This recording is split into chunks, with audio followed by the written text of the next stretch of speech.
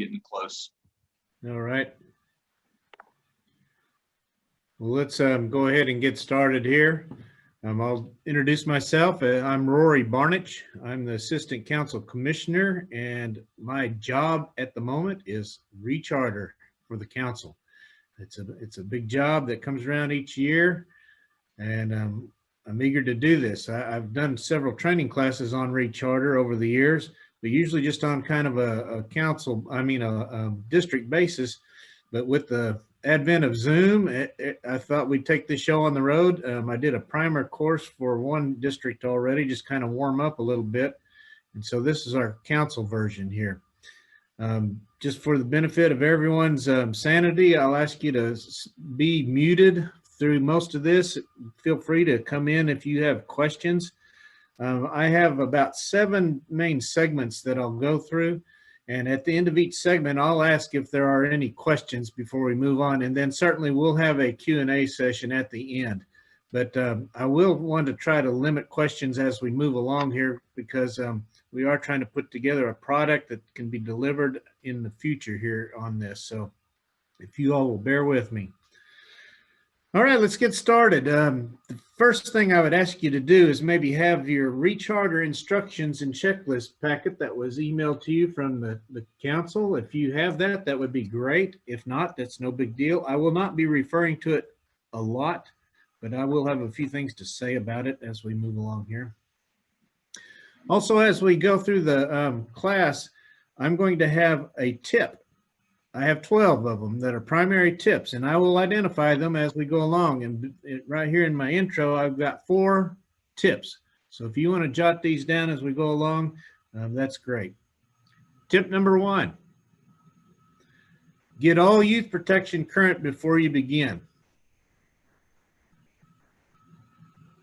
Any of the key 3 for your unit have access to training records.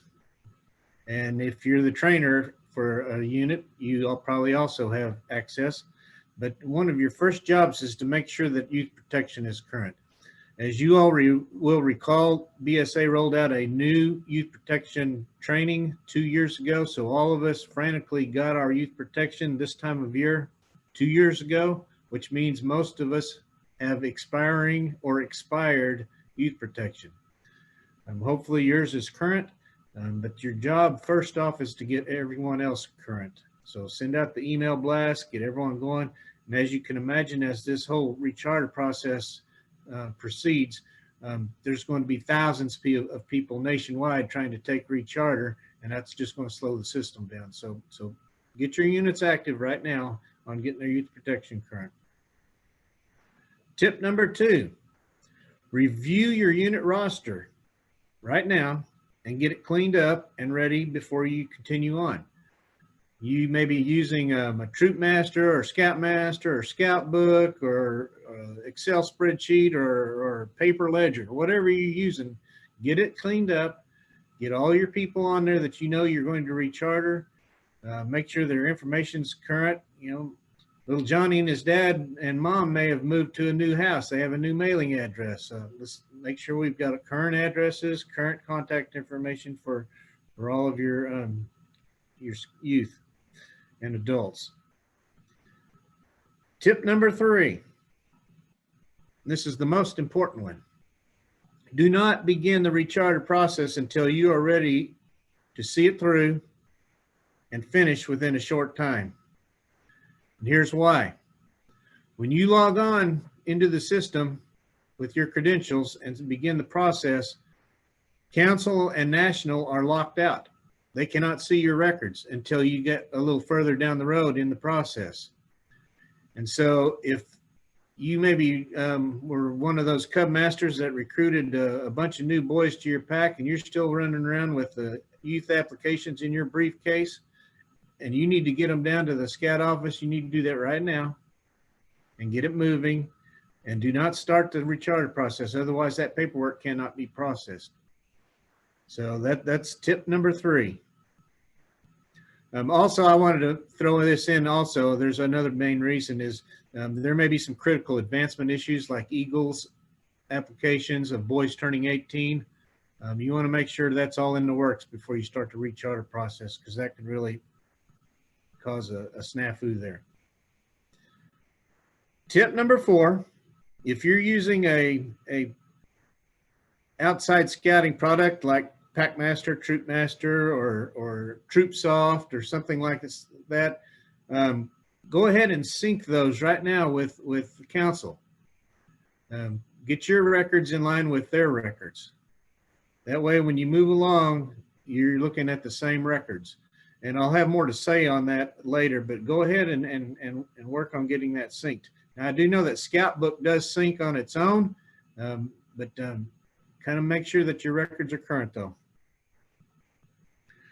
All right, it's time to log in. If we're ready to go, we've got our rosters cleaned up, our adults have all done their youth protection, and we've got our program synced and everything's ready. We're going to sit down and log in. And you'd log in just like you're going to do your own training or look at advancement or explore something about Philmont. Just go to my.scouting.org, log in using your own credentials, just like you were going to do training or something like that. And over on the menu button, click the menu button and it'll drop down several things that you can click on. And one of those is BSA web links. BSA web links. Click on that and it's going to take you to internet recharting. That will be one of the options.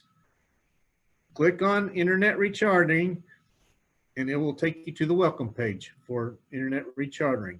So again, my.scouting.org, log in, menu, BSA web links, internet rechartering, and it'll pull up the page that you need to be on. Now on the welcome page, there's some information there, and I'm going to ask you to not click any more buttons.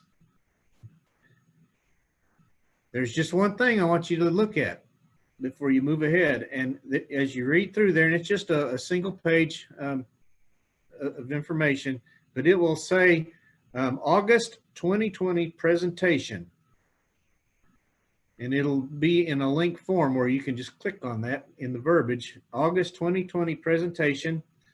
And what's going to happen is there's a PDF PowerPoint presentation that looks just like this. It's 40 pages.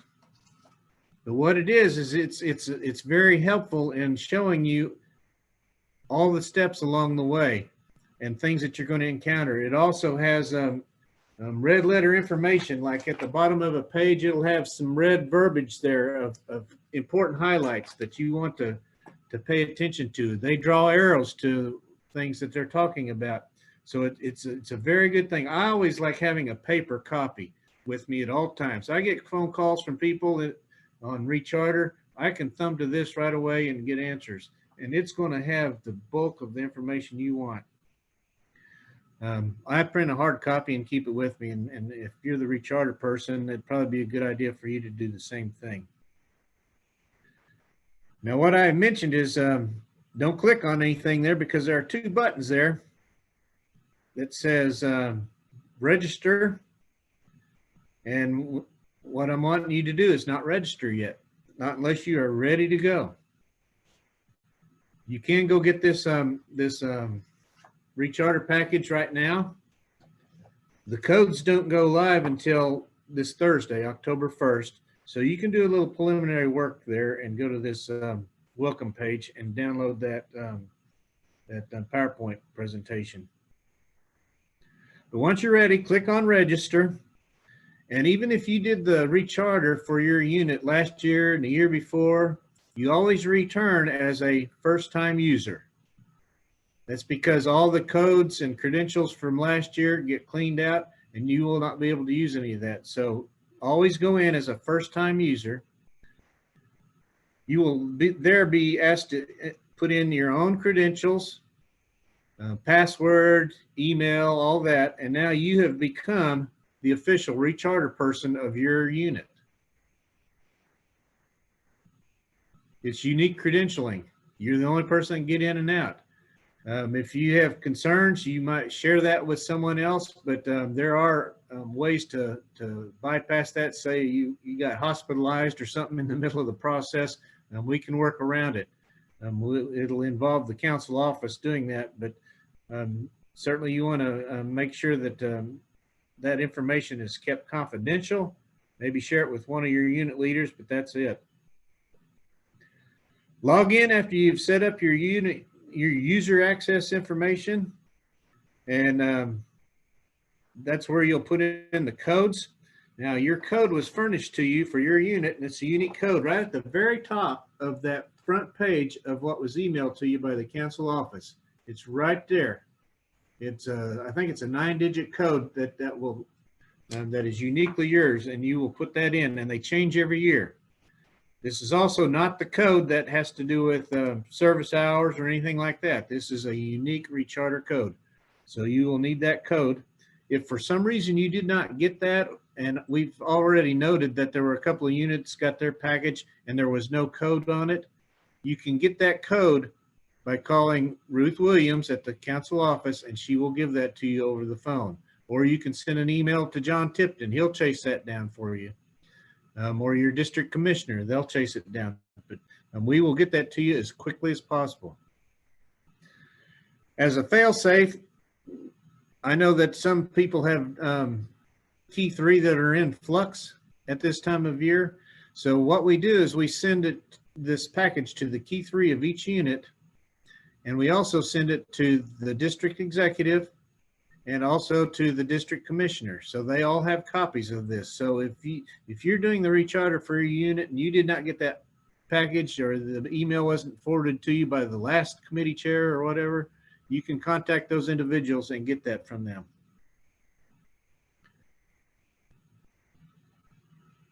Again, I mentioned codes go live on October 1st, so you're ready to go. Tip number 5. Once you're into the process and you enter in as the official user access for your unit, there is a quick tutorial. It's interactive, and it's a good practice just to kind of thumb through some of the main things that you can do in the system. If you've done Re-charter before, you probably don't need to do the tutorial because nothing has really changed from last year. There are a couple of little tweaks that are different, but you'll know how to navigate. But if you're new to the process, I would recommend doing the tutorial. It goes fairly quick, and you can quit at any time. You can just go through it and say, okay, I've seen enough, and then you can exit out. But do the tutorial. When you're logging in with your credentials, you're going to ask for your unit's information, and one of those things is a 4-digit unit code. A lot of people don't realize that their unit has 4 digits. For instance, troops always start with a 0, packs start with a 3, crews start with a 2, and girl troops start with a 6. And many of our units down in Southwest Oklahoma around Lawton and Altus, they start with a 4. So if, for example, if you're Troop 1 in Edmond, it would be 0001. So you all get the idea there, but use a 4-digit code. I had several people have trouble getting in because they didn't realize they had a 4-digit code for their unit. All right, we've got you logged in, and that's my first main segment. Any questions on logging in?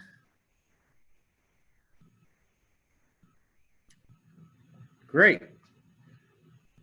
Now we're ready to do the process. And the first stage, and there are 5 main stages. The first stage is load the roster. You'll be given 2 choices there. One, load the council information, which is preferred, or upload file from another program, like Troop Master or Scoutmaster or whatever. You can use either one, council's information or your information. I tend to prefer the council's information because that's the real records. Even though your records may not agree with theirs, theirs are the real records. And so hopefully you've already synced your records, and that's not an issue now, but you still can upload those from another program, and that is possible. So download your roster, and you're off and running now. And that's the end of stage 1. Stage 2 is the longest stage. It's where we update the roster. There are a lot of steps in stage 2. This is where you'll be able to update the roster information. And tip number 6 is, as you work through this, you can log out anytime. At the very up-hand or right-hand side, there's a little gear in the upper right-hand corner. Just click on that gear and you can log out at any time and save your information.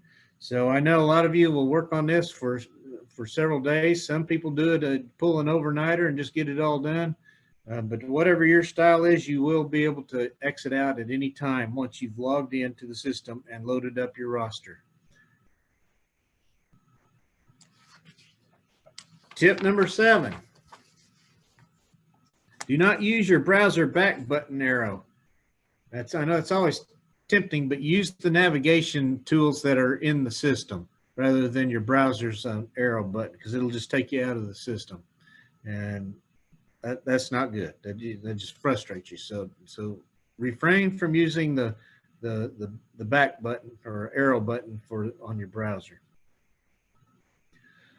Also, at any time during the process here, in the upper right-hand corner, there's a button that says Review or Print Roster.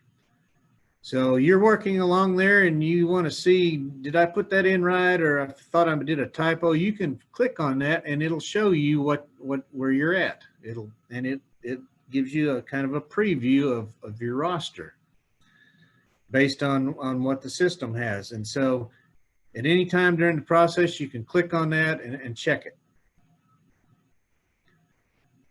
Tip number 8, also every page from this point forward, anytime during the process, you can update or refresh the unit roster by clicking on the update button. I recommend that if you leave the program and come back in, that you do update the program or update the process there. And here's why. There may be someone in the final hour here trying to do their youth protection while you're doing the re-charter, and they finally get it done, and the system's not going to show that they've done it until you refresh it. So update your button periodically to make sure that whatever information is being input at the council level is being fed into your system there. Also, with online applications now, online apps can be submitted, and those two, one of your members maybe have done that, and you want to make sure they're on the roster as well. So regularly update hit the update button as you're working along there.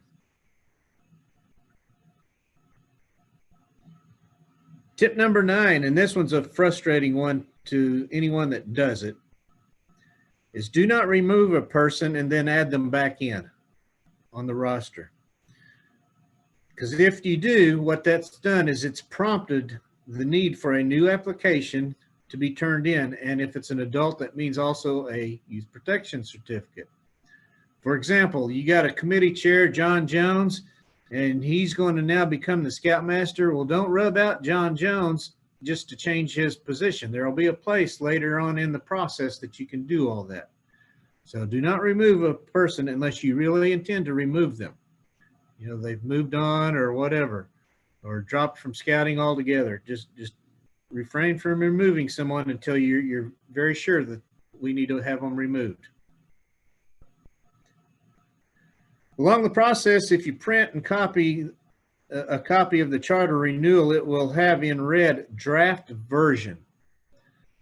I've had people turn in that draft version to re-charter, but that will not work. It will be rejected as a defective, and you will be asked to finish the process.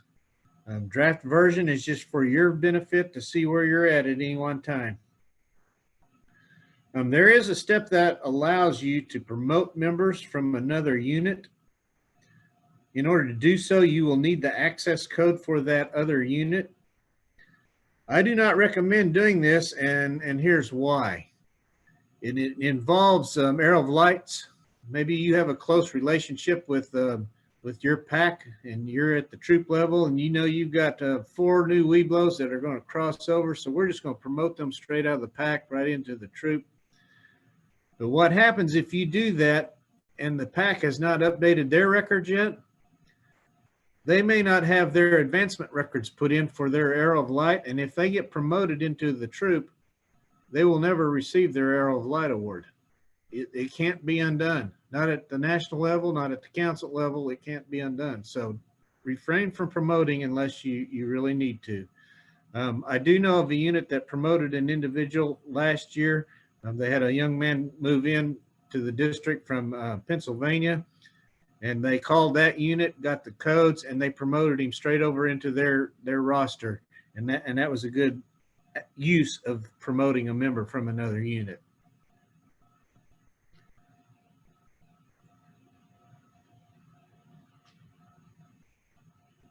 Okay, adding new members. As you go along there's going to be a place for you to add new members. Anytime you add new adults, it's going to prompt the need for an app and the need for youth protection, evidence of youth protection for the adults. You will not be asked anywhere in the process to input Social Security numbers. That's done at the council office. So if you turn in a new app, there's no need for you to fill out the Social Security numbers or anything like that, and no need to request that information. That information is on the app, but you do not put it in. That will be done by the registrar. At steps 5 and 6 here of stage 2, you will be able to update member information, such as their unit position. Stage 5, stage 6, you can, again, John Jones, the committee member that's being elevated to Scoutmaster, this is when you can change his position. This is also where you can edit addresses of your members. Also, you can edit youth protection dates.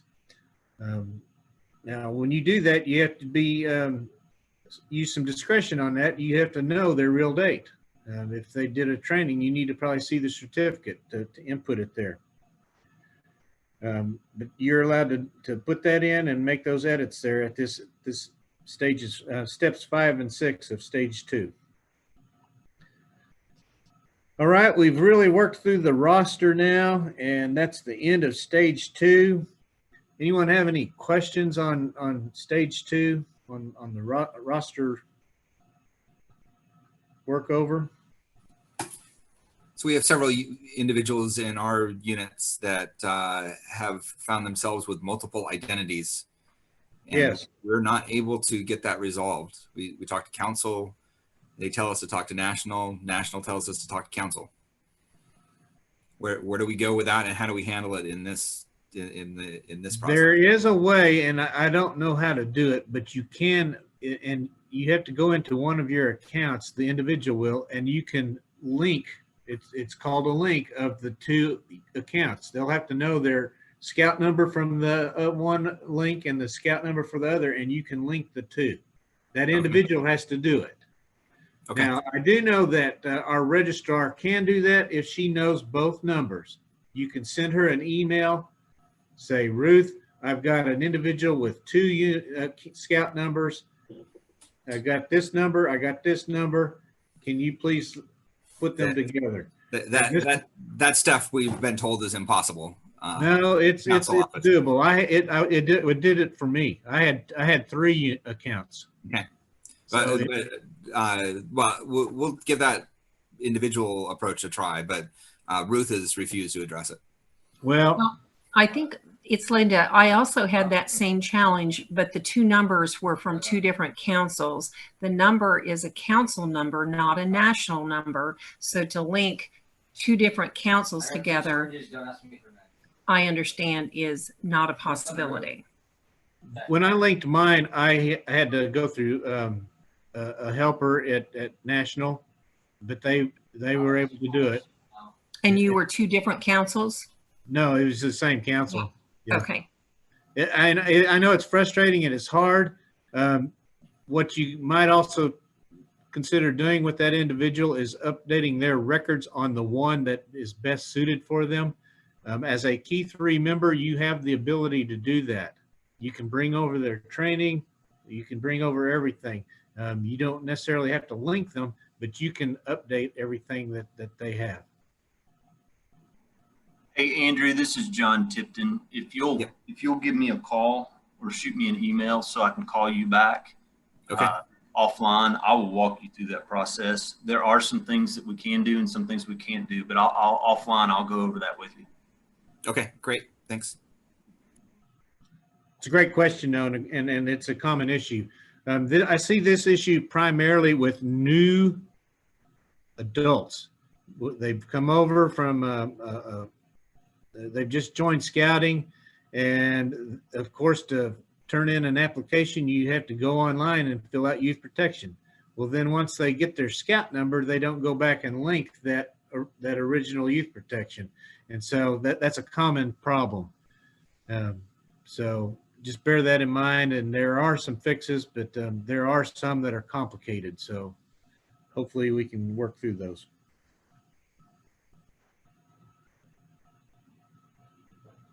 Let's go to stage 3. And that's where we check the roster. And this is where errors will be checked, and the system will let you know if everyone and everything meets the rules of BSA, such as you put in an adult member that hasn't finished his youth protection, it's going to flag it. Now, it does a good job of flagging everything, and because it prints it out in red right there on the screen in the check roster report, and it'll allow you to go in and make the corrections or edits. Sometimes it's just a typo. You may have transposed an E and an I, or an I and E or something, and so the system's not recognizing that person that you put in. So sometimes it's user error, sometimes it's a council error. So we just know that this is the opportunity to fix those types of things as you move along there. You can't go past check roster if there are errors. You will have to work through all the errors to move along. It's a short stage, but it's the one where you have to kind of work through all the flags there.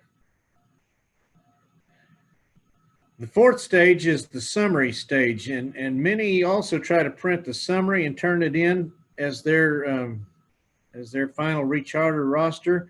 That will not work either. You need to get past stage 6, or excuse me, stage 5 before you can finalize your recharter process. This is the stage where you make fee changes for multiple registrants. And I'll give you an example. Say you have a scout dad who's working with the pack and the troop, or say he's working with the troop and a venture crew. You don't want to charge them twice, and so you have to acknowledge which is that they're a multiple. Now, if you know that they're going to be a multiple, you need to determine from them where they plan to primary. Are they going to primary with the troop or with the pack? I always recommend that they primary with the most prompt unit in getting their recharter done. Most troops are pretty efficient at it. Most packs are not. I would recommend they primary with the troop for that reason. And here's why. When you show it as a multiple and it goes through the process, the fees aren't going to add up. And so there's a check done at the council level. Well, is this person really a multiple? And so they look in the system and they're saying, oh, he's not showing up yet. Well, it may be because that pack hasn't turned in their recharter paperwork. And so your troop recharter package will not go through the process until the pack gets theirs turned in.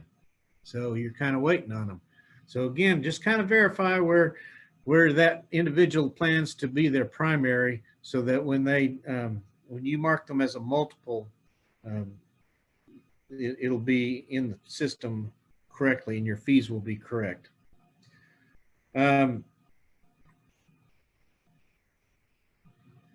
Tip number 10. And I just went over this. Verify with the youth and or adults if they're registering as a multiple and which unit as you go along here. And I'll point this out too, and I'll maybe talk about it more at the end. But if for some reason you didn't mark someone as a multiple and then you find out after the fact here that they are a multiple, and you want to back those fees out, you can do that at the end with a pen and ink change, and we'll talk more about that at the end. So you may have it input correctly, or you may not have it incorrect, but we can fix it on the back side here. So no need to take alarm there. Summary stage is also where the boy's life is going to be added, and that's where you mark those for fees. This is also the place where you will do electronic signatures if you choose to do electronic signatures. I'm not a big proponent of electronic signatures. I know some units do them and do them quite proficiently, but there's a reason why, and I'll get to that here in just a minute with regard to hard signatures. But this can be done at the summary stage. This is also the stage where payment is indicated how you're going to pay. There are 3 choices that you can use for paying. One is by credit card, one is by unit check, and one is by your unit account. If you use a credit card, understand that you will be charged 3%. If you call it into the council office, the council is going to be charged 3%. And that becomes a line item off of the budget for the council. So you can imagine that thousands of dollars worth of recharter fees at 3%, it starts to add up. So that's not the preferred method, although it's available. The preferred method is just a hard old-fashioned check. And then the other one is a unit account. I have several units that the treasurer goes by and they fill up the account right before the recharter's turned in. And then whoever turns in the recharter, they just put a sticky note on there that says, please use the unit account for the payment of fees. Now, if you acknowledge that you wanted to use the unit account and there's insufficient funds, it's not going to go through, and they're going to be tracking someone down for the rest of the money. So make sure you've got the correct amount of money in the unit account before you proceed on there. Questions on the summary stage. That's stage 4. You're almost done. Hallelujah. But not quite. Stage 5 now. You have to hit that submit button to council. You submit by clicking the submit button. You will be asked to confirm it, and you just hit OK. Once you've done that, you can print a hard copy of the charter renewal application, and it will say at the top, charter renewal application. That's how you know you got the real deal. And that is the summary of all the paperwork, all the fees, all the individuals that are in your unit, and they're marked hopefully correctly. And you've got the finished product now in hard copy. Now this is tip number 11. Check the math that the computer generates. Every year I've had at least two recharters where the computer generated the wrong amount. I don't know how that happens. It's just a programming glitch or whatever. But check the math on it manually. Just don't rely on the computer. There's nothing worse than getting to the scout shop, turning it in, and getting a phone call that you didn't have the right amount. And so go ahead and check the math on that. Hard signatures. There are several things that require hard signatures in your packet, not just the recharter application itself. I always find that since this is an annual process and there's one piece of paper in your package that's called Annual Charter Agreement. That's probably the most important piece of paper in the whole stack. That requires a hard signature from your institutional head and from your unit leader and from a council executive, usually your commissioner. But used to in the old days, we made a formal presentation of that charter renewal agreement because it was important to meet with your institution, let them know and understand that they own the unit, that you are at their pleasure, and that you're there as partners. That's why we call them charter organization partners. They are our partner in the process of scouting.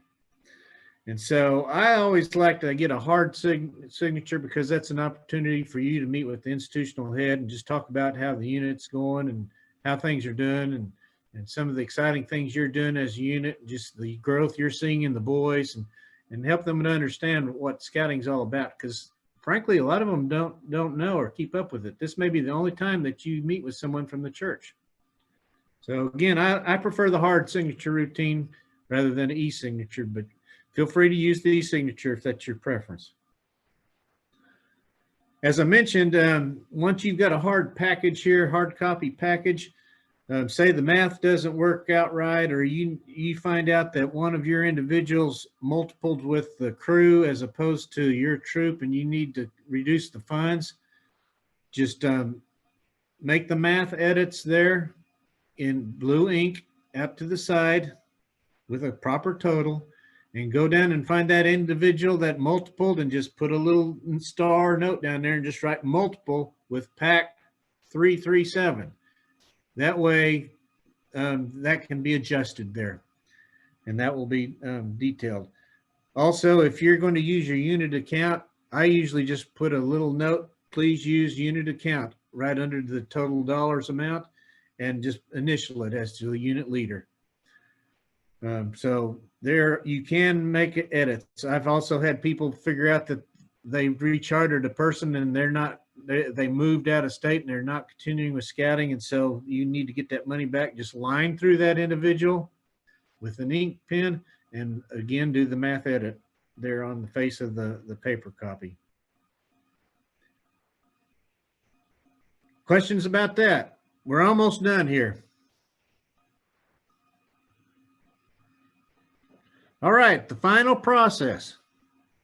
You've submitted it to council electronically. You've chased around town and got your signatures from all the people you need signatures from. You've got the money from the treasurer. You've got everything ready just to hand off. Tip 12, and this is my last major tip of the night. Make a copy or a digital scan of all paper turned in. This includes a copy of the payment, any adult apps that you turn in, youth protection certificates, anything that was paper that was turned in, you make a scan of it or a copy of it. And when I was doing this for my district, I scanned every unit's paperwork in. It was a lot of labor, but it saved me a lot of time when it came time to fix defectives, because paperwork falls apart, gets lost in the office, whatever. You've got a digital copy showing that John Jones really did do his youth protection, even though the certificate's not there attached to all that paperwork. So make a copy. Talked about the package that was sent from council. There are a lot of forms in there that need to be returned. One of the foremost is the background check form. We made a strong effort to gather those up last year, but because of the fiasco about the fees structure and the length of time it took to get the recharter done, we council, our regular national, waived all the gathering up of all these background checks because it was necessary just to push some of the charters through on a timely basis. But this year they're asking everyone to round those up again on every adult that is rechartering with your unit. That's the background check authorization form. And I know that's a pain. The district commissioners, I would recommend that you have copies of those at the round table. Maybe digitize one where you can just quickly email it to someone. That's an important form to gather up. Now be sure to turn in the other related paperwork that's requested by council, like the Form C, fully executed annual charter agreement. I talked about that one. That one requires signatures. Your Form D, unit account maintenance form. If your unit maintains an account down at the scout office, you need to make sure it's current with the individuals that can withdraw on that. Form E, an email list update. I recommend that at least your key three and your main unit leaders are on that list. ideally everyone, but I know that it's hard to chase down on everyone. Form F, free advancement application, and this is kind of a biggie. I know a lot of you units are performing well and you want those free advancements. You need to fill that application out and and follow all the steps on it. I've got a unit in my district that has over 100 kiddos in their unit, and they make a big deal about getting their free advancement turned in on time because they want those free advancements. It's a lot of money. It's a lot of savings for them. I might point out that this is not a national thing. This is a council thing. This is a council budget item that council pays for the express purpose of getting you as a unit to perform the way that we need to. That means you're agreeing to do an FOS presentation. That means you're agreeing to have a detailed unit visit with your commissioner. That means you're agreeing to do activities with the boys, participate in council and district activities. That means you're putting on a program that's quality. And this is kind of an incentive that council is wanting to do. They pay for it just so that you all are performing at a high level. Not every unit fills this out. In fact, I'd say that maybe Art can share those numbers, but I'm guessing it's probably only about 20% of our units that actually fill out the form. And not all of them get past him. He's very strict about it. So he's the ultimate arbiter. And if you're going to plead your case that you've got your form on time and you met all the things to do on it, you got to take it up with Art. So I'll leave it with that. He's our final judge. The last thing is defectives. There are a few obstacles that are always come up every year for defectives. The leading one is signatures. Signatures on the items that I outlined. Your application requires institutional head, your unit leader, which is not your committee chair, but now they'll accept the committee chair, but that's your unit leader, scoutmaster, cubmaster, crew leader, crew advisor, and a council representative. And a council representative, anytime you see that on there, that can be any professional, primarily your district executive. It can also be your district commissioner or your unit commissioner. They are all authorized council representatives to sign your paperwork.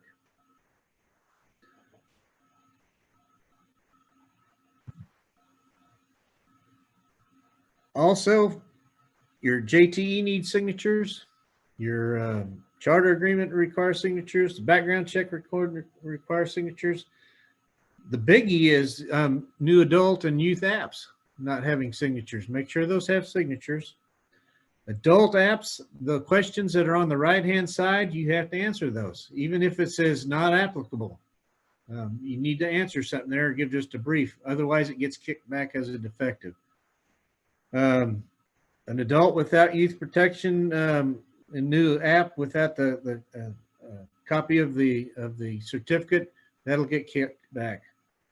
But the main thing is we're trying to reduce defectives. Hopefully they go right through. Hopefully you're attending this class and doing the online tutorial is a big help. Finally, I want to say that there are some lines of defense here. I know you feel like you're on an island when you're doing the re-charter for your unit because there's no one really to help you. You're the only one that can get in and get out of it and do it. But your first line of defense, and believe it or not, this is actually a suggestion from National, is phone a friend. I would phone someone that has done a re-charter before, if that is your friend. Your commissioner is a good line of defense. Your district commissioner is a line of defense. They should be able to answer you most of your questions. And then finally, I'm a line of defense. I put my information on that email that went out to everyone. I have my contact information, my personal cell phone, and I do not claim to know all the answers, but I know people to call to get the right answer. And I have access to them, and they are usually quick to turn around with an answer. Sometimes it may be a few hours, sometimes a day or so, but and we'll try to get you an answer or walk you through the process. Most things can be helped with just a simple tweak or question or response of something that we've encountered over the years. Your council is at the forefront of all this. We were the first ones to roll out digital processing last year. It was such a good thing that everyone else seems to want to do the same thing. And even in this update, Internet Re-charter, they said that all of the packages were sent via digital process from email. So they took our lead on that and they rolled that out. So all codes are delivered electronically and we don't have to worry about the paper. I'm hopeful this was useful for you tonight. I'll just open it up for some final Q&A for you, or some things that maybe you've encountered or that I didn't touch on. And we'll try to limit this. I know I've run almost 50 minutes.